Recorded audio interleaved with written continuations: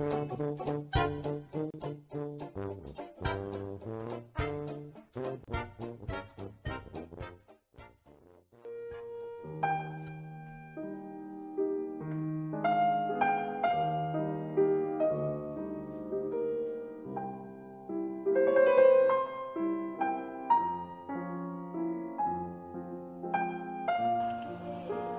trabalho na Escola Espírita Maria de Nazaré, quando nós começamos, nós não estávamos sem conhecimento da doutrina. Por quê? Porque já conhecíamos a doutrina espírita através das orientações do nosso tempo de infância, na nossa escola primária, que era o Tabernáculo Espírita Apóstolo de Cristo. Nós fazíamos a aula de moral cristã, de acordo com os fundamentos da Federação Espírita Brasileira. Hoje, a aula de evangelização. Então, nós participávamos dessa reunião, onde vinham muitos irmãos, representantes de outras instituições, como da Federação e do Instituto Gabriel Delane, e muitos outros. E a gente já tinha um entendimento aí desde a nossa primeira fase.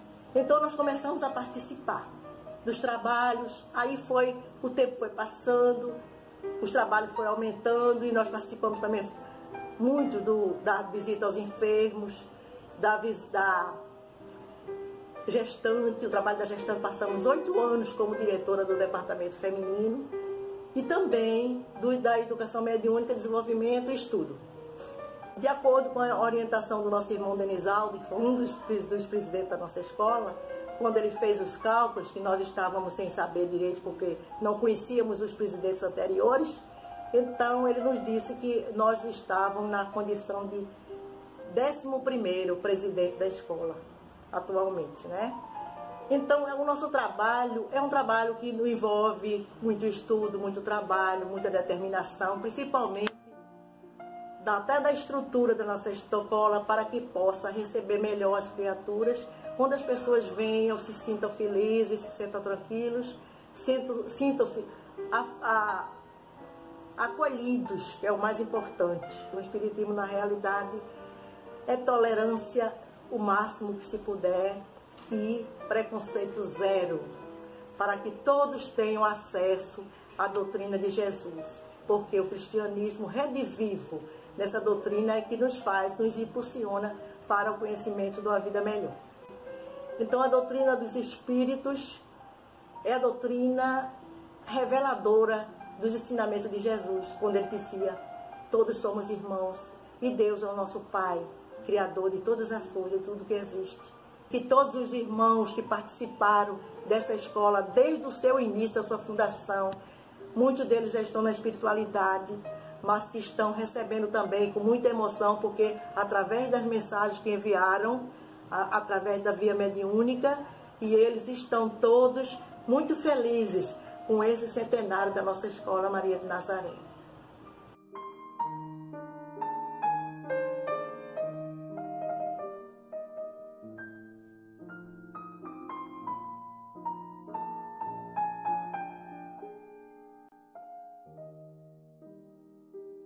Boa noite a todos aqueles que estão sintonizados por essa extensa rede de comunicação social.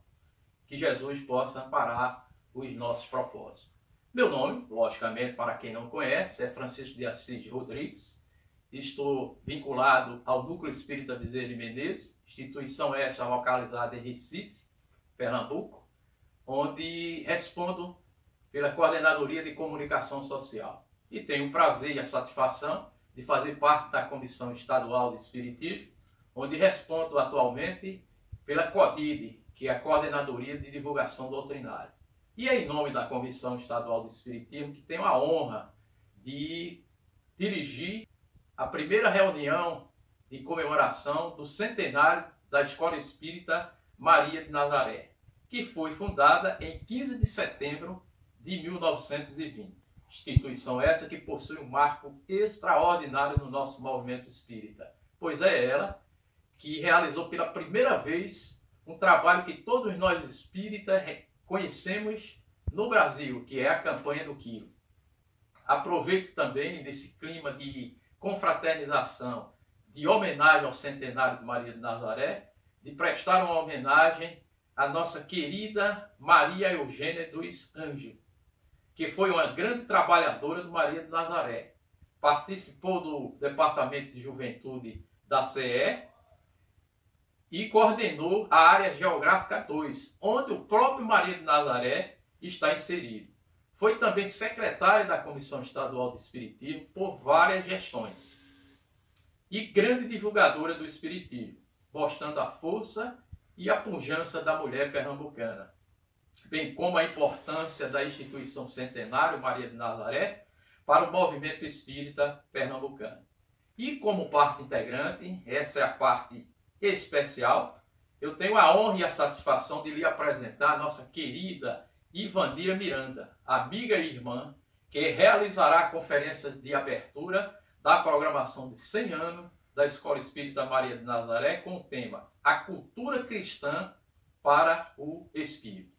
Para quem não sabe, Ivandira Miranda é integrante do Centro Espírita Vicente de Paulo, localizado no bairro do Engenho do Meio, tendo realizado um grande feito para o movimento espírita pernambucano, qual seja, criou o Departamento de Juventude da CE, a Comissão Estadual do Espiritismo, atualmente o CIG, Coordenadoria de Infância e Juventude. E hoje, Ivandira Miranda é secretária do Conselho Deliberativo da Comissão Estadual. Portanto, uma mulher de importância imensa para o movimento espírita pernambucano.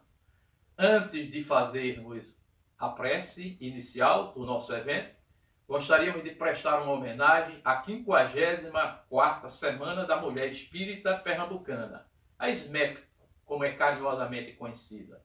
São 54 anos de intensa atividade. E também aproveito o ensejo para fazer uma homenagem póstuma à nossa querida Aura Marinha, que faleceu no mês anterior, ou seja, agosto, no dia 4 de agosto de 2002, e que fez parte por todo esse tempo, coordenando, interagindo, inclusive com poesias maravilhosas de sua autoria. A nossa irmã voltou ao mundo espiritual e aqui fica a nossa homenagem, porque durante todo o mês de setembro estaremos comemorando, junto com toda a mulher espírita pernambucana, a 50ª Semana da SMEP. Então agora eu convido a todos os que estão sintonizados por essa extensa rede social para que possamos fazer a nossa prece inicial. Logo em seguida, nós passaremos a palavra à nossa querida irmã Ivandira Miranda, que no final de sua conferência, ela também encerrará com chave de ouro com a prece final. Possamos agora nos sintonizar com alto e realizarmos a nossa prece de abertura da conferência da noite de hoje. Amigo Jesus, te agradecemos por esse momento maravilhoso e te pedimos o amparo necessário a todos os coordenadores, todos os trabalhadores do Maria de Nazaré, de todas as instituições espíritas que contribuíram e irão contribuir com a materialização desse grandioso evento. Que tu possa amparar os propósitos da nossa querida Ivandira Miranda na sua conferência e que todos nós possamos ficar vibrando para que todo o transcorrer do evento, durante todo o mês de setembro, possa ter o êxito que todos nós almejamos. Com tua permissão, possamos assim iniciarmos a nossa programação na noite do dia de hoje. Que assim seja. Meus irmãos, minhas irmãs, boa noite. Que a paz, a luz do Divino Mestre se concentre em nós nesse instante. 100 anos da Escola Espírita Maria de Nazaré. Essa data é significativa para o movimento espírita pernambucano. E digo uma significação para todos nós que durante tanto tempo participamos dessas atividades do movimento espírita de Pernambuco, contando com a presença dos irmãos do Maria de Nazaré. Neste momento, eu quero prestar uma homenagem a todos os fundadores desta casa, a todos aqueles que contribuíram para que esta casa chegasse aos 100 anos, realizando a tarefa que lhe competia, a divulgação do Evangelho de Jesus à luz da doutrina espírita, educando crianças, evangelizando crianças, com o departamento de jovem atuante, com a sua diretoria em plena atividade. Por isso que a nossa homenagem a todos os fundadores e aqueles que prestaram durante anos a sua colaboração para o êxito dos trabalhos desta casa. A memória do nosso irmão Adalto Costa, Judite dos Anjos, Maria Clemente dos Anjos, Luiz dos Anjos, Maria Eugênia, Lucas do Espírito Santo, a nossa irmã Isabel Maia, que ainda está entre nós, o Cláudio e tantos outros que sempre estiveram num dinamismo enorme nas atividades do movimento espírita em Pernambuco. Na Semana do Jovem Espírita, na Semana da Mulher Espírita Pernambucana, a participação de Maria Clemente e Judite dos Anjos foi extraordinária. Isabel Maia como secretária durante todos os anos. Para mim foi uma alegria, porque nos 50 anos do Maria de Nazaré, eu estava fazendo o que vou começar agora, levando a minha homenagem à tarefa, à palestra da noite dos 50 anos. Quis Deus que eu chegasse a essa idade, 83 anos, para ver a realização, as festividades dos 100 anos desta casa. Que Deus abençoe a todos. Nós vamos falar sobre a cultura cristã para o Espiritismo. Nós sabemos que o Cristo é a figura principal da nossa doutrina, porque Jesus foi escolhido pelo Espírito Verdade para modelo para os espíritas. O Espiritismo veio trazendo o Evangelho redivivo em toda a sua pureza, da maneira mais cristalina, quando Jesus começou, sem luxo, sem exagero, da maneira mais simples e muito ampliada pelos novos conhecimentos que adquirimos quando Jesus, na época, nem sequer poderia falar. Então, aqui estamos para lembrar a figura desse homem extraordinário, que se fez, que era divino e se fez humano para habitar entre nós e trazer o reino de Deus para edificar nos nossos corações. A figura humana de Jesus confirma a sua procedência e a sua realização como o ser mais perfeito e integral que já habitou entre nós. Toda a vida de Jesus foi dedicada ao amor, ao bem, e ele se identificava profundamente com o divino, seguindo sempre as orientações do Pai e conservando a sua individualidade num perfeito equilíbrio psicofísico. A realização do trabalho de Jesus foi extraordinária. Ele transmitia a segurança para todos, possuía um caráter transparente e nunca se submetia a imposições vigentes daquela época. Era uma época de uma cultura ainda atrasada, primitiva, né?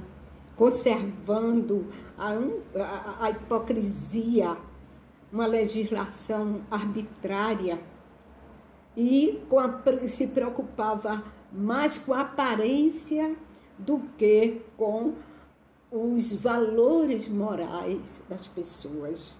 Foi aí, nesse meio, que Jesus nasceu. Mas ele era corajoso, ele enfrentava as injustiças e contra quem apresentasse qualquer coisa que viesse ferir ou tanto, embora a opinião, embora aquilo que tivesse acontecendo tivesse um caráter de lei para o povo, como o caso da mulher adúltera. Mesmo assim, como sendo legal, não é, para os princípios, para as leis mosaicas, mas Jesus manifestava ali o amor por aquela criatura, por aquela vítima que chegava ali para ser apedrejada porque era adúltera, quando ele conhecia a inferioridade, a maldade daqueles homens. Quando ele diz: quem tivesse pecado, que lhe atire a primeira pedra. Então, Jesus tinha essa posição amorosa, correta. Numa sociedade agressiva e perversa, ele elegeu o amor como principal para resolver todos os questionamentos. E o perdão irrestrito como terapêutica eficaz para qualquer tipo de enfermidade. Era assim Jesus. Vivia para servir, para orientar. Criou o seu grupo, buscando homens simples para realizar o seu trabalho, para com eles caminhar, levar a sua palavra a pontos mais distantes, partindo das praias e entrando pelas cidades e levando a palavra de Deus para todas as criaturas. Juntou aquelas leis, os 10 mandamentos de Moisés e reduziu a ama a Deus sobre todas as coisas e ao próximo como a ti mesmo.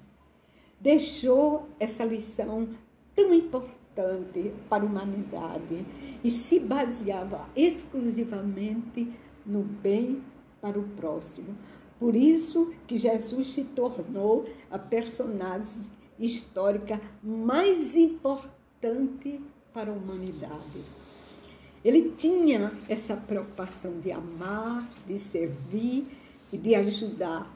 A humildade, a fé, a misericórdia, o perdão, a perseverança, o amor, era tudo que ele apresentava nas suas ações. A humildade, ele deu exemplo desde que nasceu, aguardado como um rei. O que aconteceu?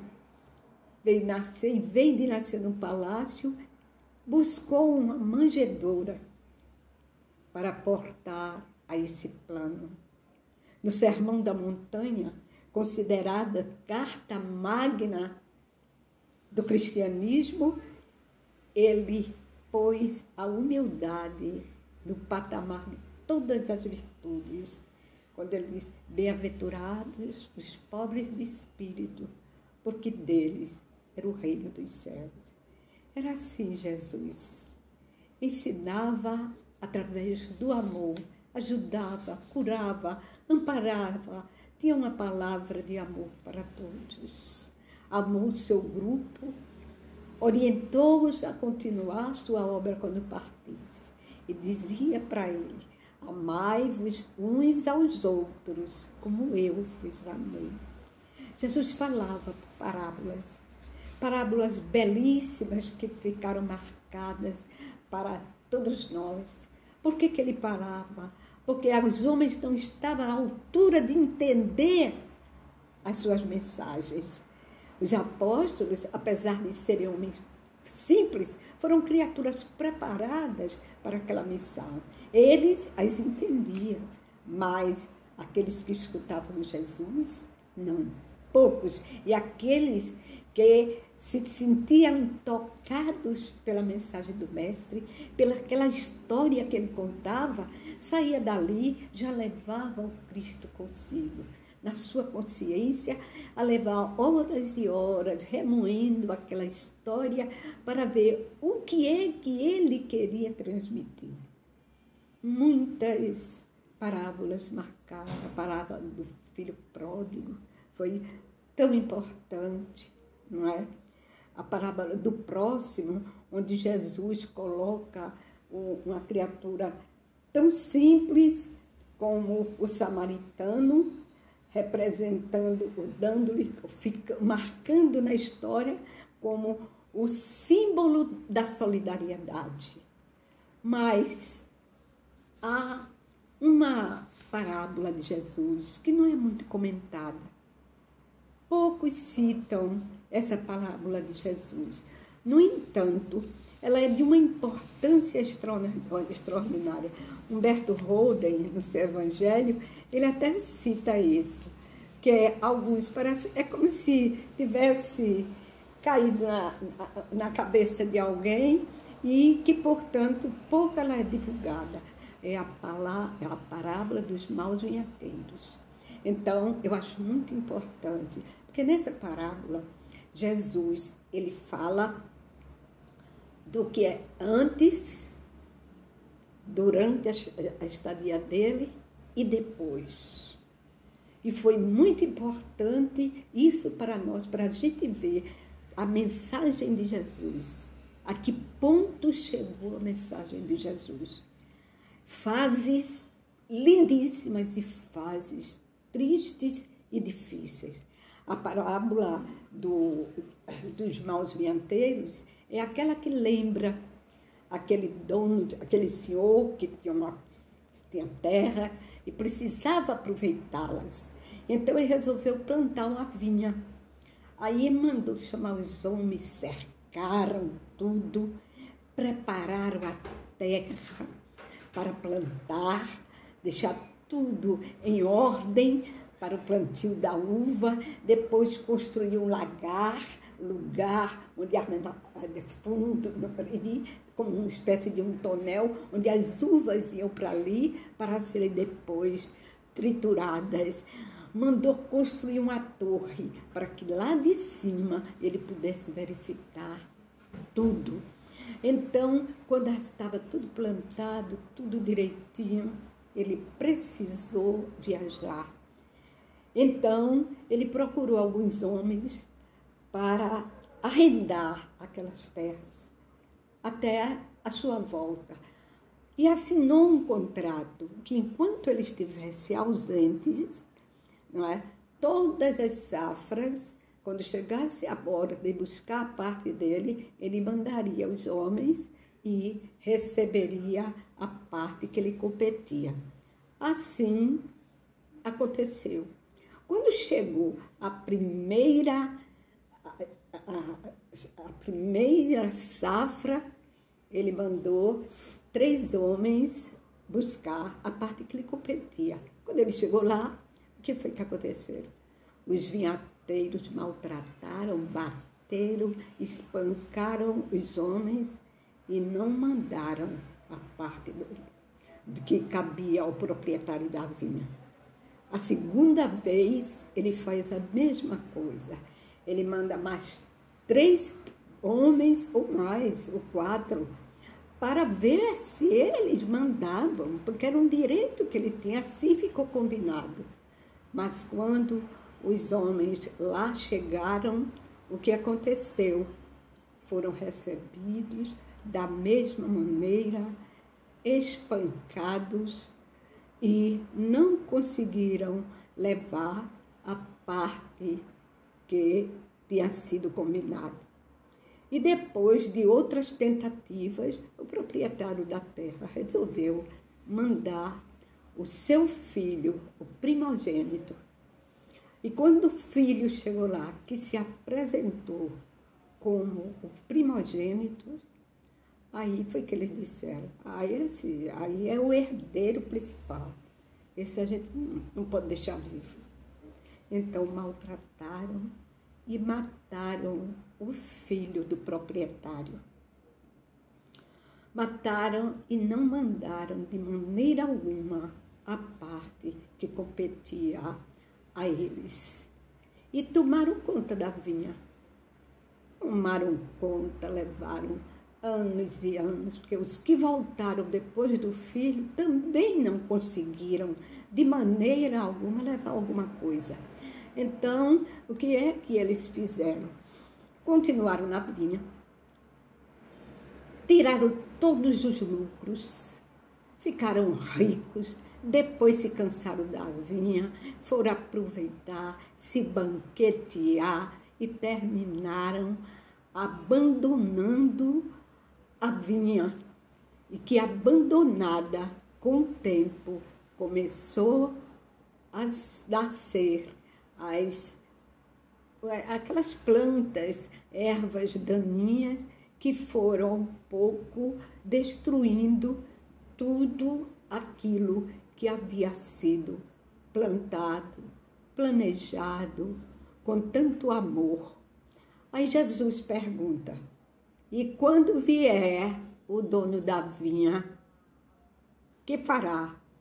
Aí eles responderam: ele castigará os vinhateiros, expulsará e entregará e entregará aos trabalhadores da última hora. E foi o que aconteceu, né? Quando essa erva daninha já tinha tomado conta, porque a igreja estava desacreditada por tudo que havia feito, tudo que fizeram. Então, nessa hora, eles se estragaram e deram fim a tudo. Então, nessa hora, chega o Consolador prometido. Por isso, são os espíritas, os trabalhadores da última hora. Então, essa história que Jesus contou, ela é muito importante.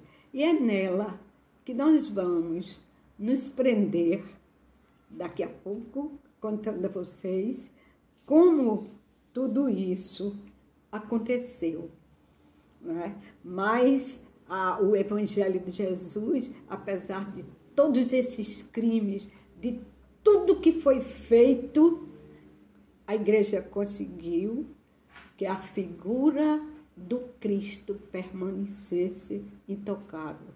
Os seus ensinamentos, o próprio Cristo, até hoje, permanece sendo o mesmo Filho de Deus, que amou e que lutou pela paz da casa do seu Pai. Então, meus irmãos, assim Jesus completa a sua parábola, que muita gente se esquece de ler e procurar entendê-la.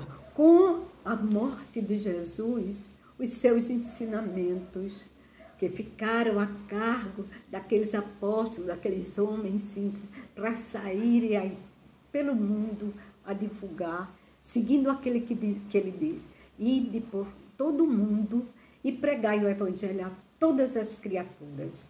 Eles deram início a esse trabalho e foram perseguidos. Inicia-se aí, então, a perseguição aos que seguiam as ideias de Jesus. Aqueles que viviam simplesmente para dar continuidade ao trabalho do Cristo, eles não foram perdoados. Os apóstolos, todos foram, com exceção de João Evangelista, que teve a morte natural. Ele tomou conta de Maria até o fim da vida dela, mas os outros todos foram martirizados. Muitos cristãos foram levados ao fogo, às fogueiras, para serem mortos, para negarem a sua fé, como o exemplo de Joana de Cusa, né? Que morreu, mas não negou a fé que tinha no Mestre Jesus. Muitos foram levados aos circos, devorados pelas feras. E assim começou uma série de abusos. Quando a mensagem do Cristo passou às mãos dos homens, né? Os romanos aí tomaram conta do cristianismo, aí começaram as coisas a mudarem. A mensagem do Cristo começou a ser imposta, que era justamente o que ele não queria. Ele deixou isso naquele encontro que ele teve na casa de Levi e Mateus, quando Levi lhe contou com a maior naturalidade que eles estavam envaidecidos de serem procurados, de estar ao lado de Jesus, que 3 homens lhe procuraram. Um que tinha um defeito na perna, outro que já estava endividado no comércio todo, com um nome sujo, assim, e um que havia abandonado a família, mas que tinha escutado a mensagem de Jesus e veio se oferecer para continuar. E ele disse que não, que eles não tinham condições. Jesus precisava de homens fortes, como eles, para dar continuidade a esse trabalho. Ali eles não tinham, estavam com a vida arruinada e o outro deficiente. Jesus olhou para ele e disse: Levi, o que tu pensas que a gente precisa para pregar o reino do meu Pai? Dos grandes conquistadores que venham aqui trazendo seus exércitos? E eles sacrificam naqueles que vieram escravizados, a aceitar à custa de chicotes a mensagem do reino do meu Pai. Não, Levi, é preciso ter criaturas simples. Não é com o sangue dos meus irmãos que nós vamos divulgar a doutrina. Ele dizia isso, ele não queria, mas o que aconteceu? Quando os romanos saíram de Roma para a cidade de Jerusalém. Eles saíram ali da Europa Ocidental para Jerusalém e lá foram travadas as guerras das cruzadas. Muito sangue foi derramado, porque eles criaram na Europa o movimento militar de inspiração cristã e partiram para essa coisa tão triste e que foi feita em nome do cristianismo. E ainda o que aconteceu, a Inquisição, foi outra fase difícil, justamente retrata o banquete, as festas, aquilo que eles estavam fazendo na vinha, né? Da mensagem do Pai. E ele então, a Inquisição foi de 1536 a 1821. Aí a igreja criou a Congregação Sacra Romana e Universal, sistema jurídico da igreja para combater a heresia. Veja, meus irmãos, aí quem não aceitasse Cristo morria. Foi muito triste, mas a Inquisição chegou no Brasil, porque havia a terra destinada a ser a pátria do Evangelho, o coração do mundo. E ainda hoje nós perguntamos, somos essa pátria? O que nós estamos fazendo para viver esses ensinamentos em toda a sua pureza, como ele foi criado? Nós nos esquecemos disso. Nós esquecemos na hora de tomar decisões como cristãos, nós não tomamos. Jesus foi posto modelo para nós espíritas, mas nunca usamos esse modelo nas horas mais importantes em que temos que dar testemunho. o seu papel foi extraordinário para o bem de todos nós. Aí a vinha foi abandonada. A erva daninha começou a surgir, que foram justamente os primeiros movimentos de materialismo na França. Então, toda essa tristeza do que aconteceu, o materialismo tomou conta, mas aí já nos aproximávamos do grande sol que ia surgir. Com os estudos de Kardec, as suas pesquisas, em 18 de abril de 1857, chega o Consolador. Aí, o pai que vai procurar agora juntar os trabalhadores da última hora para trazer em toda a sua essência, em toda a sua pureza, o Evangelho de nosso Senhor Jesus Cristo. Mas, ainda assim, no início do século XX, a Inglaterra subjugou a Índia aos seus caprichos. A Índia, que era um país muito religioso, porque eles tinham suas religiões muito antigas, eles foram tomados pelos ingleses e para forçá-los a aceitar o Evangelho de nosso Senhor Jesus Cristo. Ora, eles tinham as suas culturas. Eles se dedicavam com todo o amor aos seus estudos, dos seus livros sagrados. E isso gerou guerra.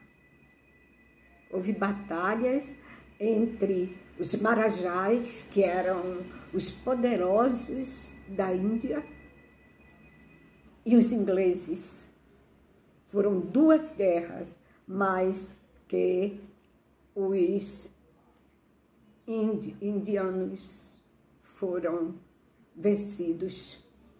Mesmo assim, com o tempo, os marajás começaram a se aproximar dos oficiais e para conseguir, pelo menos, que o seu povo não perdesse a autoridade que os marajás tinham sobre eles.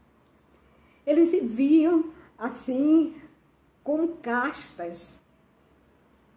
E havia aquelas castas inferiores e as castas ricas, poderosas, como a dos marajás.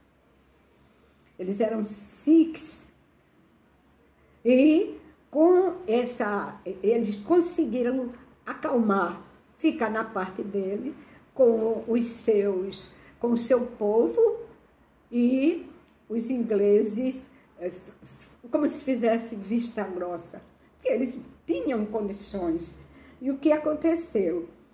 Havia nessa casta sikhs uma cidade, Rampur, onde o governador era Sher Singh. Ele era um homem de grande importância naquele setor. Eram 3 grandes cidades que havia, e a Rampur era uma delas. E ele era um homem de grande importância e respeitado por todos, governador.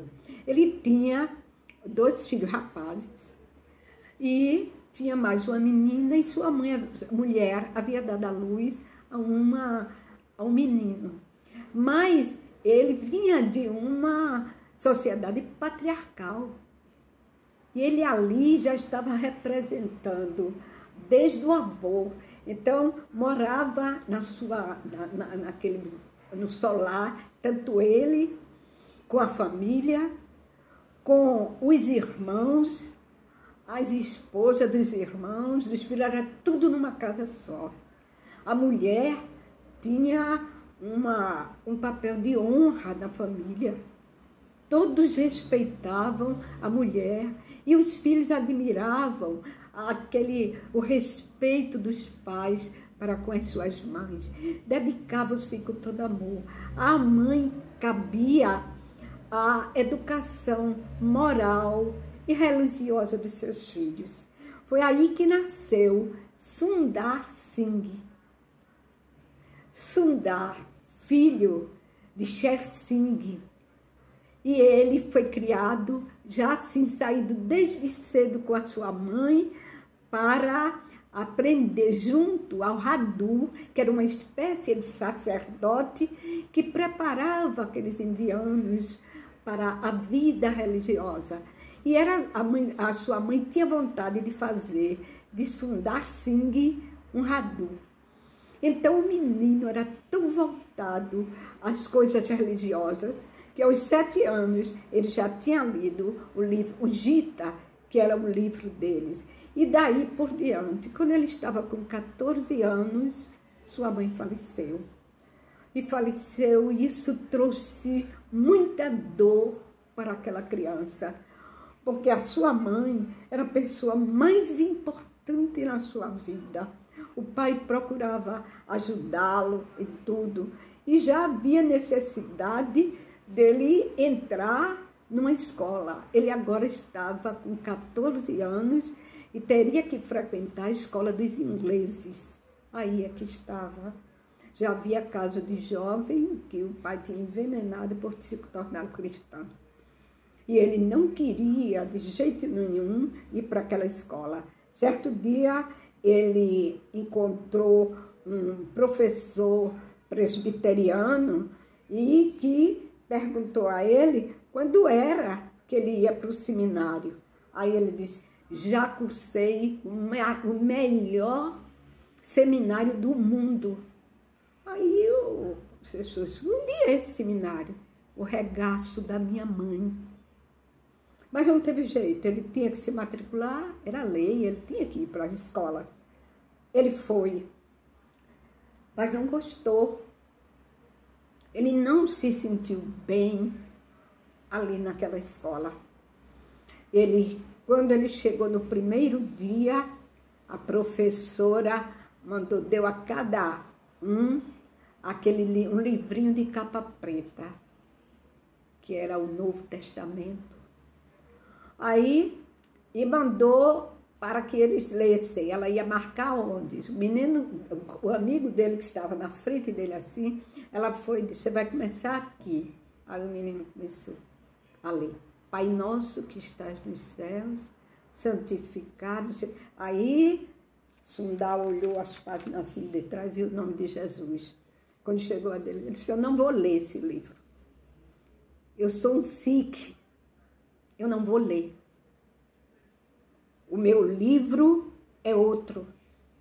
O livro sagrado não é esse. Aí então ela disse: olha, você está aqui para seguir o regime da escola. Você não é obrigada a ser cristão, mas é obrigado a seguir o regime da escola. Aqui o estudo é inglês, latim e a Bíblia. Você tem que estudar. Agora você pode continuar sendo Sikh. Aí disse: esse livro eu não estudo. Aí certo. Ele saiu da escola, chegou em casa e disse: para a escola eu não volto mais. Eu quero ir para outra. Ele foi para uma escola distante, que o sol era tão quente que ele não aguentou. Aí quando chegou no fim, o pai dela disse: você não vai perder o ano não. Vai para lá, comprar a Bíblia e vai enfrentar. Aí ele foi para a escola. Aí quando chegou lá, começou a estudar o Evangelho. O menino começou a se sentir revoltado. Tão revoltado. Ele se trancava no quarto, chorava, não aceitava aquele livro. Cristo veio fazer um inferno na minha vida. Eu não vejo, tudo se choca com os meus livros, com os meus ensinos. Eu quero ser um Radu. Eu não vou ser um cristão. Eu não aceito. E levou horas e horas trancado, até que de repente ele chegou lá fora, pegou a Bíblia que tinha recebido, que o pai tinha comprado, rasgou a Bíblia, botou querosene, tocou fogo e disse: eu não quero esse livro. Quando o pai viu, disse: eu não quero, meu filho, esse fanatismo aqui. Você não é obrigada a ser cristão, mas esse Cristo está mexendo com a minha cabeça. Aí trancou-se no quarto.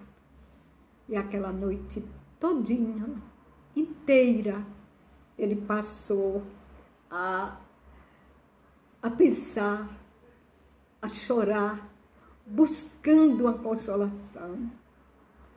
Me ajuda, Pai. Me ajuda, Deus. Se é verdade que tu existes, me livra desse suplício e me apresenta um caminho. Aí, nesse momento, todo o quarto se iluminou. Quando Sundar observou a figura do Cristo, isso ele contou. Ele se ajoelha diante do Cristo. E ele diz: até quando tu vais me perseguir? Eu vim para te ajudar, para te salvar. Tu não procuras o caminho? Vamos comigo. Aí ele caiu num pranto muito grande, saiu correndo, chegou no quarto do pai e disse: meu pai, Jesus vive, ele não morreu. Eu vi, ele vive, eu agora sou cristão. Aí o pai disse: ontem você queimou uma Bíblia aqui no quintal. Agora chega aqui dizendo que é cristão. Volte e vá dormir. Aí Sundar volta para o seu quarto e começa ali a leitura do Novo Testamento, que ele nunca mais quis largar. Para ele já estava convencido da realidade de ser um cristão.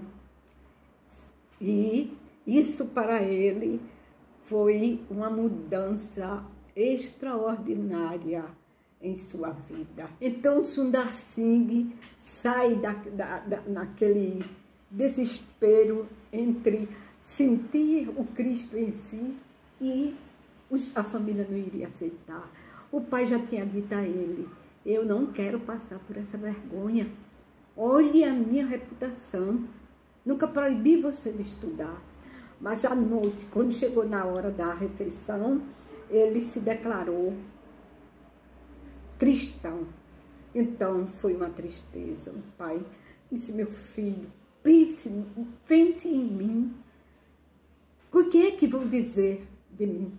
Aí então, um tio muito de grande importância, esse que fazia parte do governo, chegou no sótão da casa e mostrou para ele a riqueza que havia lá dentro.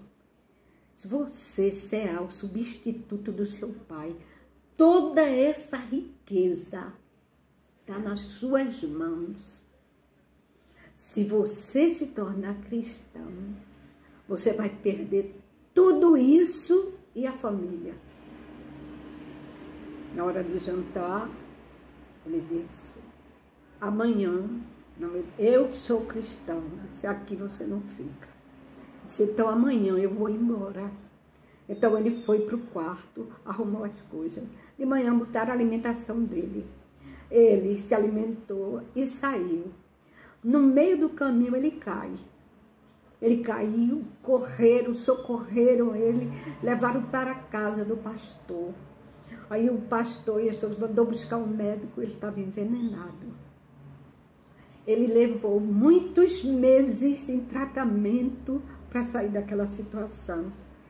Quando ele se recuperou, estava magrinho, bem magrinho, doente, ia ficar comprometido com o estômago, com a droga que deram a ele. Então, Sundar Singh resolve agora ir para o seminário. Começou quando ele chegou lá, todos receberam direitinho, mas tinha que se comportar, se vestir como um inglês, não é? Os meninos, os ingleses e os que já estavam fazendo parte do grupo, estranhavam ele, porque quando terminava as aulas, tinha divertimento, tinha tudo, não, ele só ia ler, mergulhado naquelas leituras dele, não parava. Os diretores ficavam animados com isso, mas os alunos diziam, ele só quer ser importante, ele quer se destacar. Aí quando terminou o curso, ele passou 2 anos ali, ele estava com 17 anos.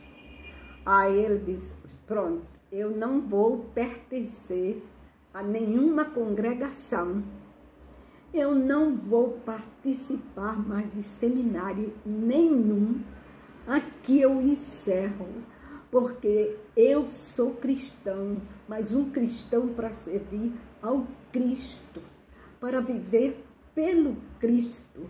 Eu não quero essas roupas de inglês, eu sou um hindu, eu sou um indiano, eu pertenço aos Sikhs, minha roupa não é essa. Foi no comércio, comprou aquele vestido cor de açafrão, não aguentava mais botar sapato, porque depois da doença que ele teve, os pés dele, vez por outra, sangravam. E como ele disse, eu serei um sadhu cristão. Aí disse, vou para o Himalaia, porque eu quero chegar ao Tibete. Aí se despede da casa das pessoas e saiu com mandarilho, com aquela roupa de açafrão, pregando o evangelho a toda parte. Aí quando chegou, disse, fazendo aquilo que Jesus lhe pediu. Ele disse, eu não preciso trocar a minha roupa, as minhas vestes, trocar por inglês para poder dizer, sou cristão. Não, Jesus reina no meu espírito. Ele está em mim. Eu não aceito isso. Aí saiu pregando, onde ele chegava, era recebido com amor, com carinho, mas também com incompreensão. Ela sofreu muito, foi perseguido, tentaram matá-lo, mas ele resistia. E sempre as coisas aconteciam quase como um milagre para ele salvar. Ele conseguiu ir à Europa como orador, revelou-se como um grande orador espírita. Todo mundo ficava admirado. Aquele rapazinho magrinho, mas que tinha uma voz, uma eloquência extraordinária quando falava de Jesus. As pessoas traziam os filhos, as crianças, para ele abraçar, para ele acarinhar, como se fosse passe que ele fazia, para as crianças melhorarem. Ele ficou conhecido como o apóstolo dos pés sangrentos, porque vez por outra, onde ele passava era fácil de identificar marca de sangue, porque às vezes também ele vomitava sangue. Ele não era do pulmão, os médicos diziam, é do estômago, do veneno que ele tomou. Então, quando o pai soube como ele estava, que já tinha chegado lá, ajudado pelo próprio pai, ele foi para a Europa. Então, quando ele volta, ele inicia e passa a ser um sadhu cristão indiano. Ele viajou, ficou fazer a formação dele no Tibete, aprendeu a língua tibetânia, escreveu vários livros, passou muito tempo ajudando em leprosário. Havia um inglês chamado o Watts, que gostava muito dele e que dirigia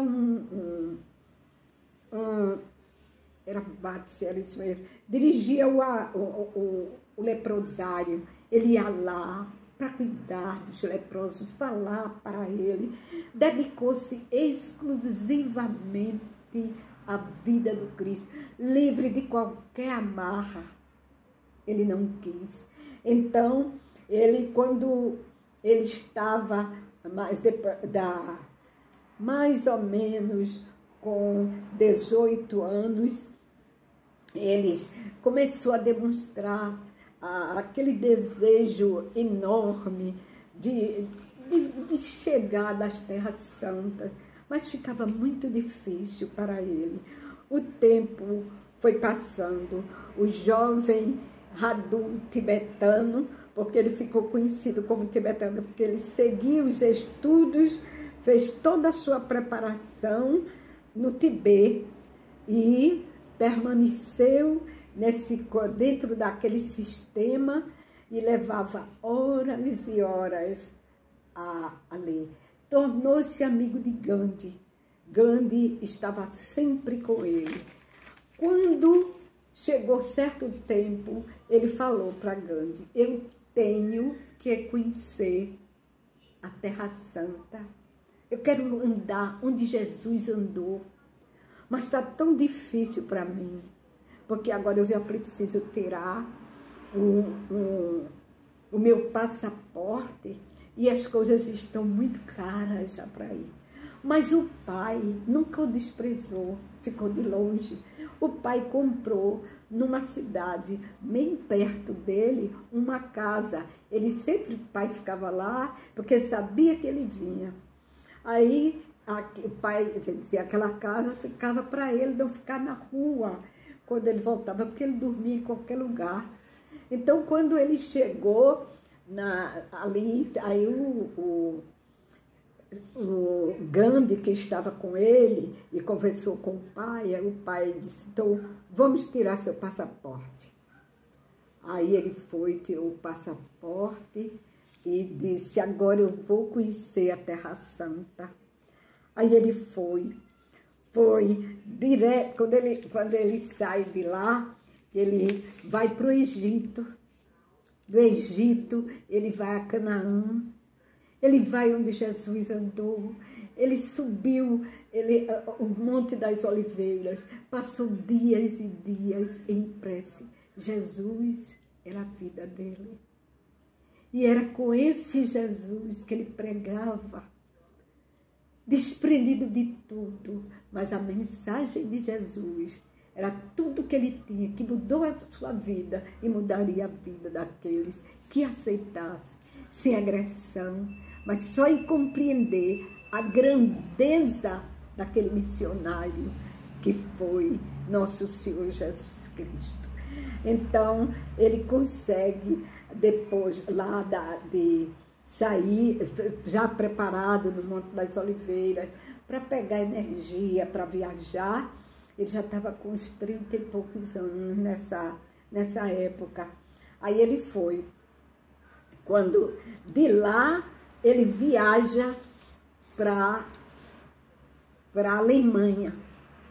Aí começa uma série de palestras em Berlim, Hamburgo, em várias cidades onde ele falava, o povo via ao contrário, em quantidade para ouvi-lo, né? Quando ele chegou na Noruega, ele foi recebido pelo arcebispo e que o hospedou na catedral de Uppsala. Lá ele ficou, porque tanto ele era recebido por católicos como evangélicos, porque não era a religião, era o Cristo que estava nele. Ele não se rotulou a religião nenhuma. Então, ele foi abraçado, ele fez pregações em vários lugares. Ele, em Estocolmo, ele foi hóspede do príncipe Oscar. Aí ele disse que ali, ele disse que a 70 milhas dali, o povo vinha para que ele falasse na rua. Ele teve a ocasião de falar para 10 mil pessoas. De lá, ele foi para a Dinamarca, da Dinamarca para a Holanda. Ele fazia 2 ou 3 palestras por dia e 2 à noite. Aí a garganta começou a cansar. Ele não usava sapatos, era descalço. Ele estava se sentindo fraco porque ele era uma pessoa doente. Então ele não aguentava. Quando ele chegou na Inglaterra, ele já não fez palestra. Ele já não chegou a falar a palestra. Ele apenas reuniu-se com alguns pastores para conversar. Porque teve uma ocasião numa cidade que ele chegou, que ele conseguiu reunir 200 pastores para que ele pregasse. Né? Já era no ano de 1923. Aí ele se despede na Inglaterra e volta bastante cansado. Quando chega a casa, a Índia, já encontrou o pai muito doente. Ele foi ver o pai, se despediu dele e voltou para sua casa. Mas voltou disposto a seguir para o Monte Tibete para encerrar a sua missão. Então ele foi aconselhado pelos amigos que ele não tinha mais condição, ele já tinha perdido a vista, que ele não seguisse. Mas ele foi, ele disse, não aguento a pé, mas pegou um trem até a estação mais próxima da estrada dos imigrantes que levava ao Tibete. Ali, ninguém viu mais. Ele desapareceu, nunca se soube onde ele foi parar. Quando ele morreu, onde ficou o corpo dele. Aos 38 anos, o apóstolo dos pés sangrentos, o Sadhu Sundar Singh, encerrou a sua missão de amor e de pregação pelo Evangelho de Jesus. Então, meus irmãos, é isso que nós precisamos pensar de tudo que nós temos recebido. Não esquecer, guardar em nós essas lições todas de amor. Estamos vivendo horas tão difíceis, de tanto sofrimento, e nunca tínhamos visto tanta solidariedade. Então, esse amor verdadeiro, pregado pelo Cristo, de ajudarmos, sermos sempre o próximo. Ajudar a todos que estão perto de nós. Que Deus abençoe essa casa. Que Deus abençoe todos vocês que fazem o Maria de Nazaré. Que nós possamos contar também com vocês em todas as atividades do movimento espírita, como faziam aqueles passados. Mas eu vou deixar com vocês, encerrando essa prece, um poema que eu fiz há algum tempo. Obrigada, Senhor. Valeu ter nascido. E nas lutas da vida, o teu amor conhecido. Obrigada, Senhor, porque eu posso cantar.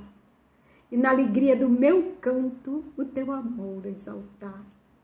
Esse amor que eu diviso no olhar do meu filho, na flor, no campo, na chuva, nos caminhos que eu trilho. Obrigada, Senhor, pelo Consolador, que já estando entre nós, alivia a minha dor, me aponta o caminho da paz e da luz, seguindo a doutrina do amado Jesus. Que Deus abençoe a todos vocês, que Deus abençoe essa casa, que ela continue de portas abertas a receber todos os viajantes cansados do caminho. Nunca lhes falte uma palavra de incentivo e de amor e de carinho. Feliz aniversário, Escola Espírita Maria de Nazaré. Recebam todo o meu carinho, todo o respeito por tudo que eu recebi nessa casa. Há 50 anos atrás, como eu disse, estava com vocês nesta noite. E Deus me deu esse presente de estar e dizer para vocês, até aqui nos ajudou o Senhor. Que a paz, a luz de nosso Senhor Jesus Cristo permaneça com todos.